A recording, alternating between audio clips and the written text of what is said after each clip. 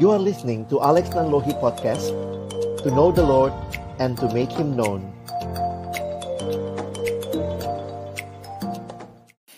Baik Bapak Ibu yang dikasihi Tuhan, sebelum kita membaca merenungkan firman Tuhan, mari sama-sama kita berdoa. Bapa di dalam surga, kami bersyukur buat kesempatan kami kembali boleh beribadah, memuji, memuliakan Tuhan, dan juga kami rindu kembali firman-Mu meneguhkan kami secara khusus di tengah-tengah situasi pandemi yang sedang kami alami. Ketika kami akan membuka firman-Mu, bukalah juga hati kami, jadikanlah hati kami seperti tanah yang baik, supaya ketika benih firman Tuhan ditaburkan boleh sungguh-sungguh berakar, bertumbuh, dan juga berbuah nyata di dalam hidup kami. Berkati hamba-Mu yang menyampaikan, setiap kami yang mendengar. Tuhan, tolonglah kami semua, agar kami bukan hanya jadi pendengar-pendengar firman yang setia, tapi mampukan dengan kuasa dari Roh-Mu yang kudus, kami dimampukan menjadi pelaku-pelaku firman-Mu di dalam hidup kami. Bersabdalah ya Tuhan, kami sedia mendengarnya. Amin. Shalom Bapak Ibu sekalian, bersyukur boleh melayani Bapak Ibu sekalian siang hari ini. Dan tema yang diberikan kepada kita adalah bagaimana membangun jiwa yang kreatif dalam bekerja dan keseharian dalam menghadapi COVID-19 ini. Saya menyiapkan presentasi PowerPoint, kalau bisa ditampilkan akan menolong untuk kita bisa melihat bersama-sama beberapa hal berkaitan dengan tema ini. Nah, saya nanti akan mengikuti aja, kalau saya minta next, baru tolong di next ya. Kita akan lihat terlebih dahulu. Jadi, realita kehadiran COVID ini memang jadi, bisa melihat next slide. Jadi, realita COVID-19 ini bukan hanya sekarang jadi masalah kesehatan, tetapi kalau Bapak Ibu juga melihatnya sudah menjadi global pandemic yang berakibat ke banyak bagian kehidupan, termasuk sektor industri, pariwisata, bahkan mempengaruhi juga bidang sosial, politik, dan seterusnya. Nah, sehingga memang jadi pergumulan bagi banyak orang di tengah-tengah kurang lebih sudah 3 bulan atau hampir 3 bulan, 2,5 bulan kita dalam situasi yang seperti ini. Nah, saya melihat sih orang Indonesia sih kreatif-kreatif sebenarnya ya. Next slide. Nggak tahu Bapak Ibu di awal-awal apakah ikut nangkep ayam begitu ya, minggu-minggu pertama ini ya. Next slide lagi. Ini cuma slide-slide untuk mengingatkan kita. Bahkan sudah sampai berdua ayam sama sapi. Next slide. Nah, ini yang lebih rame lagi begitu ya.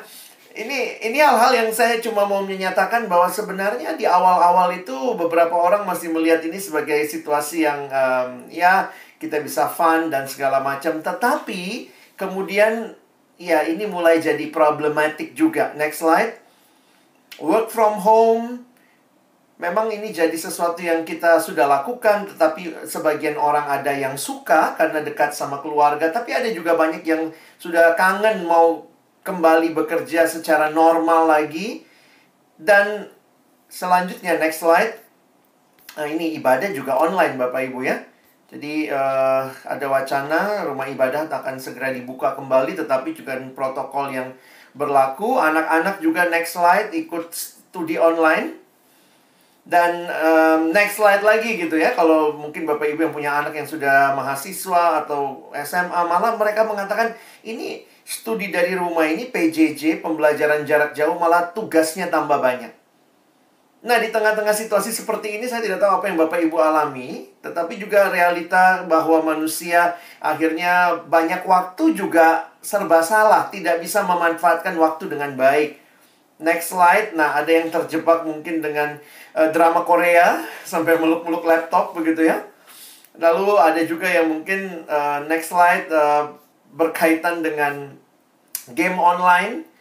Dan ini saya banyak melayani anak remaja, anak kuliah, dan itu jadi pergumulan. Tapi saya pikir juga beberapa yang bekerja juga ada yang addicted sama game online, dan tidak sedikit yang mengalami realita ini juga. Next slide.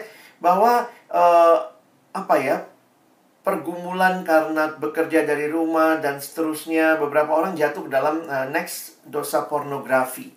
Nah, Bapak Ibu, bagaimana kita menyikapi hal-hal seperti ini? Saya pikir sih waktu yang singkat ini saya tidak bisa memaparkan banyak hal.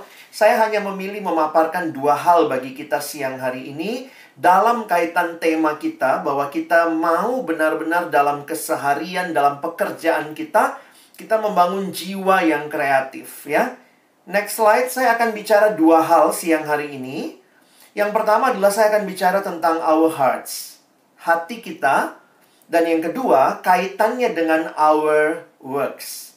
Jadi, saya melihat bahwa sebenarnya di dalam perspektif spiritualitas, jadi karena saya hamba Tuhan, saya membaca, merenungkan firman Tuhan, menggali, dan kemudian saya melihat bahwa bagaimana menghadapi situasi ini, salah satu yang perlu Bapak, Ibu, dan saya lakukan adalah mengkalibrasi hati.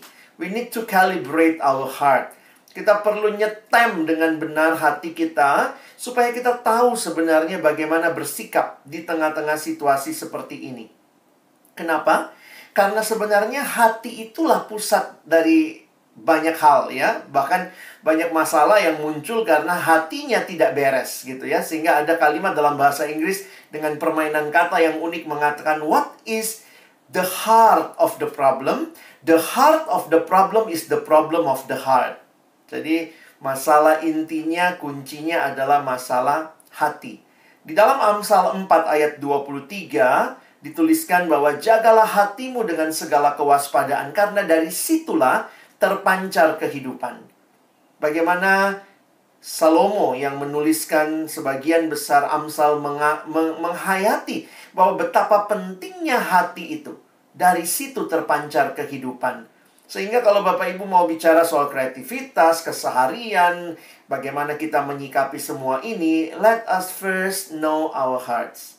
Nah, apa yang penting di dalam memahami hati kita? Saya hanya akan membahas satu bagian. Next slide. Saya akan mengajak kita melihat Roma pasal 8, ayat yang ke-28. Saya tuliskan ayatnya di depan. Next slide. Sehingga Bapak Ibu tidak usah bolak-balik lihat Alkitab. Di tengah-tengah situasi yang dialami jemaat, perhatikan Roma 8 ayat 28, ini yang Paulus sampaikan kepada jemaat di Roma.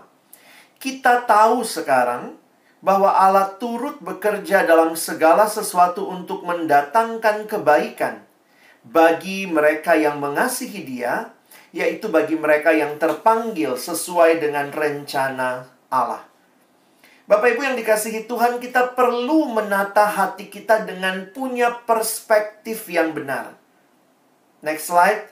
Kita perlu punya perspektif yang benar, cara pandang yang benar, dan khususnya di tengah-tengah situasi yang nampaknya tidak banyak perubahan atau situasi sulit yang terjadi.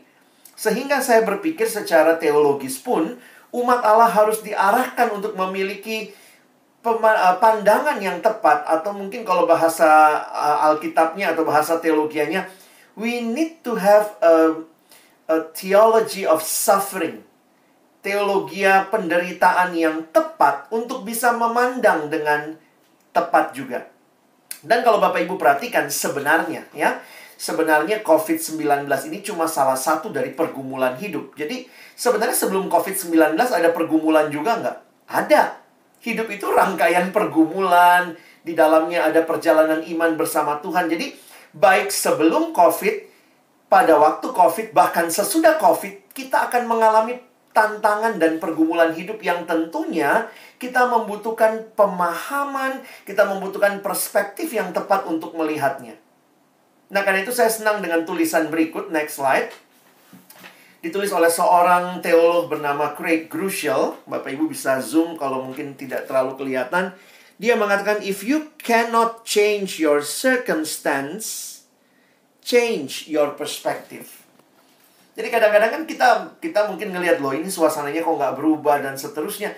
Apa yang perlu kita arahkan ya? Coba lihat lagi perspektif kita. Nah, mungkin kalau bahasa saya yang siang ini adalah coba lihat lagi hati kita. Bagaimana hati kita harusnya memandang dengan tepat. Dan siapa yang dipandang itu menentukan.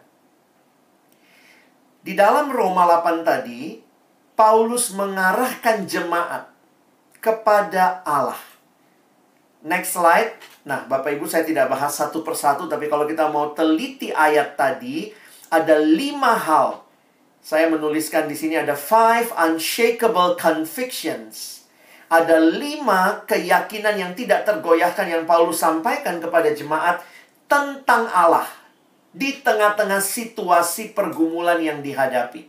Tentu kita sering sekali mengutip ayat Roma 8 ayat 28. Ada yang kedukaan, kita kutip itu. Ada yang sukacita, kita kutip ayat itu. Tetapi ini mau mengingatkan apa? Pertama, bahwa Allah sedang bekerja di dalam hidup kita. Itu pasti. Yang kedua, bahwa pekerjaannya itu akan mendatangkan kebaikan bagi orang-orang pilihannya atau orang-orang yang mengasihi Dia. Dan yang ketiga, bahwa pekerjaan Allah itu bukan hanya di dalam hal-hal tertentu, tetapi dalam semua hal. Maksudnya apa? Termasuk dalam hal-hal situasi yang sulit. Memang Alkitab mengatakan Allah tidak mencobai, tetapi paling tidak kita menyadari bahwa Allah tahu, berarti Allah tahu dong ada COVID ini. Allah tahu, dan Allah sebenarnya punya tangan kuasa kasih yang mengontrol segala sesuatu. Jadi Allah tidak hanya berkuasa atas hal-hal yang baik, tetapi atas all things.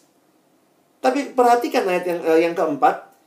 Dan ini untuk mereka yang mengasihi Dia, mereka yang telah dipanggil olehnya. Dan yang kelima, diingatkan kepada kita ada tujuan dari semua hal ini. Jadi Bapak Ibu Saudara yang dikasihi Tuhan, dalam situasi hidup seringkali kita bertanya, Tuhan, mengapa saya harus alami ini? Kenapa kami harus melewati hal-hal seperti ini?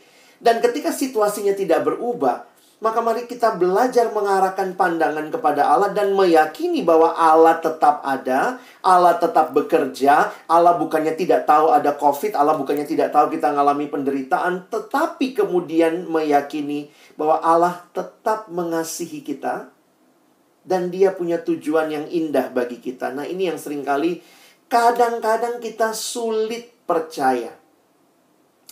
Banyak orang Kristen mencurigai Allah.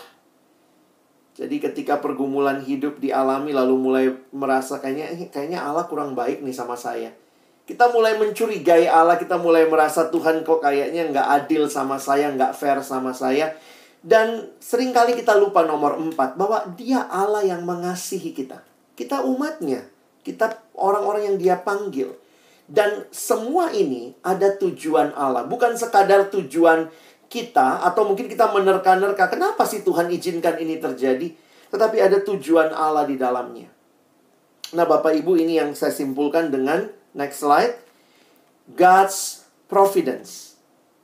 Sadarilah bahwa di tengah-tengah situasi yang terjadi, Bapak Ibu dan saya perlu punya hati yang sadar akan pemeliharaan Allah. Providensia Allah ini artinya pemeliharaan Allah yang sempurna. Pertanyaannya, apa yang sekarang jadi fokus kita? Allah kah? Ataukah yang jadi fokus kita adalah pergumulan, yang semakin kita fokus sama pergumulan itu, ya tentu ya kita dengar, baca berita. Kadang-kadang juga kalau baca WA, semua banyak sekali berita, nggak tahu mana benar, mana yang hoax. Membuat kita makin takut. Kita harus pilih-pilih dengan baik. Dan perhatikan slide berikut. Next slide. Focusing on God's faithfulness frees us from fear.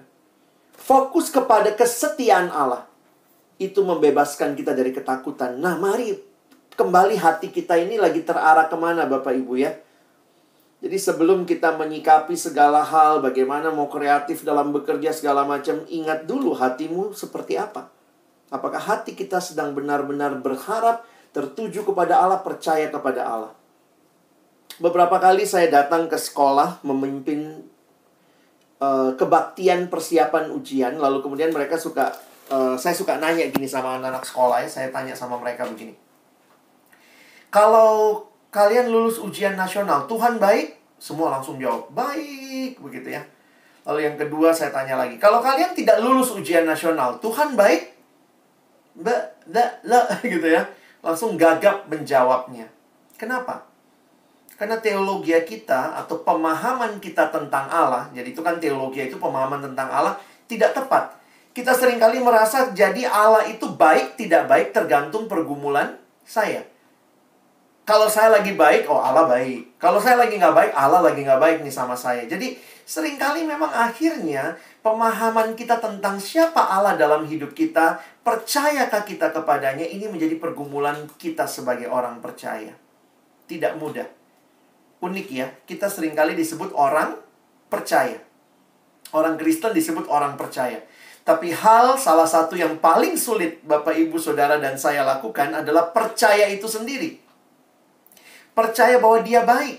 Percaya bahwa dia mengasihi kita. Percaya bahwa waktunya yang terbaik. Seringkali kita merasa, waktu saya yang terbaik. Tuhan, kenapa Engkau izinkan ini terjadi? Sehingga banyak orang Kristen di tengah hidup yang sulit, lalu merasa Allah tidak baik. Bapak, Ibu, Saudara, ini memang perjalanan iman ya. Tapi sekali lagi saya mau ingatkan, dasar dari segalanya, set your heart on God. Trust the God, your provider. God, your one and only source of help. Satu-satunya tempat perlindungan kita. Nah, sekarang kita mulai masuk nih ke bagaimana kita bekerja. Ketika hati sudah diset kepada Allah, nah harusnya sih ya, secara nyata kita mengalami juga ketenangan. Bapak Ibu pernah lihat tulisan berikut, next slide. Ini kan kalau kita lewat di sekolah-sekolah seringkali ada tulisan begini ya, harap tenang ada ujian. Tapi jujur aja ya, setelah COVID ini, tulisan ini saya sampai bikin slide-nya karena ini jadi sesuatu yang kayak double meaning ya. Harap tenang ada ujian. Memang sih ya, orang kalau lagi ujian itu butuh ketenangan ya. Tapi ketenangannya dari mana? Nah, tadi kita udah lihat. Ketenangannya adalah melihat kepada Allah, memandang kepada Allah, percaya kepada Allah, supaya kita bisa tenang. Sama kalau orang udah tenang, bisa mulai ngerjain soal gitu ya. Jadi, kadang-kadang saya pikir, if your heart is troubled, then you can do nothing. Kayak kita paralyzed, kita jadi lumpuh begitu ya. Nah, ini dikatakan di 1 Petrus, next slide. 1 Petrus pasal 4 ayat yang ke-7 menarik sekali mengkaitkan dengan gambar tadi. Kesudahan segala sesuatu sudah dekat, karena itu kuasailah dirimu dan jadilah tenang supaya kamu dapat berdoa. Di tengah-tengah jemaat, kalau Bapak Ibu membaca kitab 1 Petrus ini, jemaat sedang mengalami penderitaan dan Rasul Petrus banyak mengingatkan mereka tentang penderitaan yang mereka alami. Dan di bagian akhir dia mengatakan kalimat ini. Kuasailah dirimu dan jadilah tenang supaya kamu dapat berdoa. Wah, memang tenang itu kita butuh banget ya. Bapak Ibu seringkali memang dalam kehidupan belum tentu atau tidak selamanya Tuhan langsung menghentikan badai di luar kita. Tetapi mungkin yang Tuhan sedang tenangkan adalah badai di dalam hati kita. Supaya kita bisa tenang bahkan ketika badai tetap masih terjadi. Tapi kita belajar tenang dan berserah kepada Tuhan. Nah, Bapak Ibu, kalau kita masuk kepada tema kreativitas, next slide. Nah, saya belajar kreativitas karena ini ada mata kuliahnya ya. Kalau di ilmu psikologi, teman saya ngajar psikologi, dia mengatakan itu 1 semester tuh kuliah creativity. Dan mungkin kalau Bapak Ibu di pekerjaan, tentunya juga pasti pernah dapat training soal kreativitas. Dan yang menarik adalah kreativitas itu sebenarnya berhubungan dengan proses berpikir. Jadi orang yang kreatif itu bukan orang yang outspoken, bukan orang yang kayaknya kepribadiannya kelihatan ke orang-orang dia people person. Orang yang kreatif itu bukan yang kalau kumpul-kumpul dia nyanyinya paling kenceng, suasana jadi meriah kalau ada dia. Bukan semata-mata seperti itu. Karena setiap orang bisa kreatif, karena kreatif itu berhubungan dengan proses berpikir. Kembali kalau secara rohani, gimana bisa mikir kalau nggak tenang hatinya? Tapi waktu hati tenang, bahkan kamu bisa berdoa, kamu bisa berpikir dengan baik. Dan ini akan menolong kita tentunya ya Bapak Ibu. Saya lihat ada satu pengertian, next. Kalau lihat ada banyak pengertian kreativitas, tapi ini menarik ya. Kreativitas adalah kemampuan, di slide berikutnya. Kemampuan untuk membuat kombinasi baru berdasarkan data, informasi, atau unsur-unsur yang ada. Jadi, Membuat atau mencipta sesuatu bukan berarti menciptakan sesuatu yang totally new, yang sama sekali baru, yang belum ada sebelumnya, tetapi bisa merupakan gabungan kombinasi dari hal-hal yang sudah ada sebelumnya. Nah, sebenarnya sih saya melihat juga beberapa dari kita melihat kreativitas itu kayak nyoba-nyoba. Tapi kan sebenarnya kita mikir secara nggak sadar ya. Sorry, slide-nya bisa next tadi. Sudah masuk ke slide berikutnya ya, itu pengertian kreativitas. Karena beberapa Bapak Ibu yang ada di rumah nyoba-nyoba ya. Ada yang nyoba-nyoba betulin apa, ada yang nyoba-nyoba masak begitu ya. Kombinasi resep ini dicampur sama resep ini. Nah, itu sebenarnya kreativitas juga. Dan waktu luang sebenarnya adalah kesempatan mengembangkan kreativitas. Nah, bagaimana di pekerjaan kita? Saya jujur bukan orang yang mengerti persis apa yang Bapak Ibu kerjakan di Pertamina Gas, tetapi saya mau mengingatkan bahwa tetap di tengah-tengah situasi seperti ini, biarlah Bapak Ibu bisa tenang dan mulai terus berpikir kreatif. Kenapa? Karena saya melihat Tuhan memberikan modal kepada kita, yaitu ketenangan yang ada di dalam Dia. Jadi sebenarnya buat anak-anak Tuhan, kita mesti ingat terus panggilan kita. Tentu memang nggak mudah Bapak Ibu yang biasa ada di lapangan, mengusahakan produk, menjual, dan seterusnya. Saat ini harus laid back. Lalu kemudian bagaimana pasar ke depan, bagaimana daya beli, bagaimana kita menyusun sesuatu. Kita butuh kreativitas. Tapi tentunya kreativitas kita adalah kreativitas yang berpihak tentunya kepada masyarakat. Bukan sekadar untung, tetapi benar-benar melayani masyarakat sebagai bagian dari visi yang besar yang Pertamina miliki. Nah, Bapak Ibu bisa lihat next slide. Saya melihat tetap panggilan kita ya, bagi anak Tuhan. Kamu adalah garam dunia. Dan kamu adalah terang dunia. Saya pikir ini panggilan bagi kita untuk menjadi yang excellence. Itu bukan sekedar budaya korporasi, kita training nanti be excellence. Tapi ini adalah panggilan sebagai orang percaya. Bapak Ibu bisa perhatikan kalimatnya menarik sebenarnya. Kalimatnya bukan kamu adalah garam. Bukan. Bukan kalimatnya kamu adalah terang. Tetapi perhatikan baik-baik. Kamu adalah garam dunia. Sehingga di mana kita berfungsi, ya di dunia. Bapak Ibu dan saya tidak hadir jadi garam. Kadang-kadang kalau orang Kristen kumpul sama orang Kristen, garam kumpul sama garam, bukan cuma seperti itu. Garam kumpul sama garam jadi gudang garam, Bapak Ibu ya. Di mana garam itu harus hadir? Di dunia. Disitulah tempat di mana kita memberikan rasa, memberikan pengaruh, menyampaikan terang, membawa perubahan. Dan bagaimana melihatnya? Saya pikir semua etos kerja Kristiani ini, kalau Bapak Ibu training budaya perusahaan segala macam begitu ya, saya pikir itu sangat Kristiani sifatnya. Karena itu yang kita pelajari sesudah kita diselamatkan oleh Tuhan, kita dibaharui, maka kita punya potensi work ethics yang baru. Next slide. Saya pikir ini bukan ayat yang jarang kita lihat atau dengar. Apapun juga yang kamu perbuat, perbuatlah dengan segenap hatimu, seperti untuk Tuhan. Giving the best itu udah panggilan hidup Kristen. Dan bukan untuk manusia. Dan kalau Bapak Ibu nanti pelajari ayat ini, Kolose 3 ayat 23, ternyata konteksnya kepada hamba pada waktu itu. Ingat, hamba pada waktu itu beda sama kita sekarang. Karena hamba waktu itu benar-benar dibeli oleh tuannya. Jadi tuannya punya hak sepenuhnya atas dia. Tetapi kepada hamba, diingatkan ini bukan masalah struktural. Tetapi bagaimana giving the best itu adalah masalah memberi kepada Allah. Bukan sekadar untuk tuanmu. Nah, saya pikir luar biasa ya etika pekerjaan Kristen. Maka Bapak Ibu jangan jadi orang yang doing something good hanya demi struktur. Atau hanya supaya naik jabatan, promosi. Tetapi itu panggilan kita. Giving the best.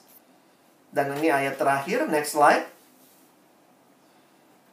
Paulus berkata di 1 Korintus 10 ayat 31, "Aku menjawab," kata Paulus, "jika engkau makan atau jika engkau minum dan jika engkau melakukan sesuatu yang lain, lakukanlah semuanya itu untuk kemuliaan Allah." Wow, Bapak Ibu kalau perhatikan ini, anak sekarang bilang receh banget ya. Makan aja untuk kemuliaan Allah, minum aja untuk kemuliaan Allah. Maka apalagi yang lain gitu ya, bekerja. Apakah kita melakukan sesuatu itu untuk kemuliaan Allah? Sehingga Bapak Ibu Saudara yang dikasihi Tuhan, next slide. Ini panggilan kita. hidup berbeda dengan dunia. Kita punya modalnya, kita punya ketenangannya, kita punya work ethics-nya. Sehingga mari kita terus berkolaborasi, memikirkan cara-cara yang terbaik, memikirkan hal-hal yang bisa menjadi hal yang membangun masyarakat, dan secara kreatif mikir gitu. We give our time to think and dare to be different. Jadi jiwa kita tuh dapatnya bukan dari sekadar kalau lagi nyaman, lagi tenang, gue bisa mikir kreatif. Tapi kalau lagi begini, sorry, saya kayaknya laid back, saya nggak bisa nih. Gue orangnya trouble banget. Tapi ini masalah hati kita yang dibereskan. Sehingga ini pengaruhnya kemana? Next slide. Cara bekerja kita. Bagaimana pengaruhnya lagi? Next slide. Ya, cara bergaul. Jadi ini hal-hal yang sangat sederhana. Bagi Bapak Ibu yang masih belum punya pasangan, next slide. Maka ini juga tentunya pengaruh panggilan hidup excellent, hidup memuliakan Tuhan dalam cara berpacaran kita. Dan tentunya bagi Bapak Ibu yang sudah berumah tangga, ini pun akan terlihat, next slide yang terakhir, di kehidupan berumah tangga kita. Ini bukan sekedar wishful thinking, tetapi buat orang percaya, ini adalah panggilan. Karena if you give your heart to focus on Jesus, then also your work can also be present to God and God alone. Jadi kiranya pemahaman firman siang hari ini menolong kita tetap punya semangat, punya jiwa yang kreatif, jiwa yang terus-menerus mau berinovasi.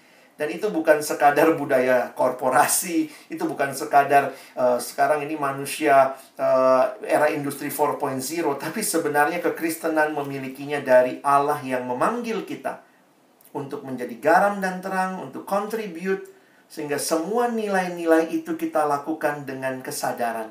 Kita memuliakan Allah dan jadi berkat bagi orang lain. Kiranya Tuhan menolong kita untuk menghidupi firman-Nya secara khusus di tengah-tengah Bapak Ibu di Pertamina Gas, dalam bagian kita masing-masing. Dan juga Bapak Ibu kan lagi ada di rumah banyak ya. Di dalam hidup rumah tangga juga kelihatan excellent gitu ya. Bagaimana, nggak mudah pasti, karena bagaimana nemenin anak belajar, pada saat yang sama harus conference call dari kantor, pada saat yang sama harus melayani mungkin kalau punya istri atau punya suami.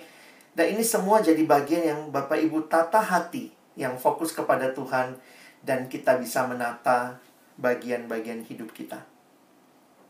Kiranya Tuhan menolong kita menjadi pelaku-pelaku firman.